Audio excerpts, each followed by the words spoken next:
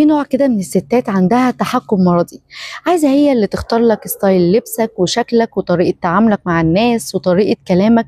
هي حاسة ان هي مش هتبقى مرتاحة الا لو كل حاجة على مزاجها. دي كمان بتتدخل في صحابك وتقول لك مين المفروض تبقى معاه ومين لا، وتيجي عند صاحب معين كده او اتنين وتقول لك الواد ده انا ما بحبوش، ابعد عنه انا مش مطمنه له.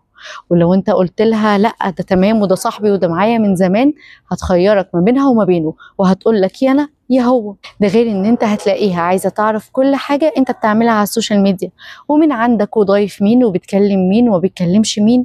ولو مره لقيت واحده زميلتك ولا قريبتك من بعيد عامله لك لايك على اي بوست، ممكن تعملها خناقه وتتقمص وتقعد يومين انت ما تعرفش عنها اي حاجه، وبعد كده ترجع تقول لك انت مالكش امان، انت بتخني، مين الهانم اللي عامله لك لايك، وانت اساسا ما بتبقاش فاهم اي حاجه. النوع ده من الستات بيخليك في العلاقه ماشي على طراطيف صوابعك، عامل حساب لكل كلمه ولكل تصرف. ده مش طبيعي. العلاقه اللي هتخليك تتغير مش هتبقى على طبيعتك، مش هتبقى واخد راحتك، دي عمرها ما هتبقى حب.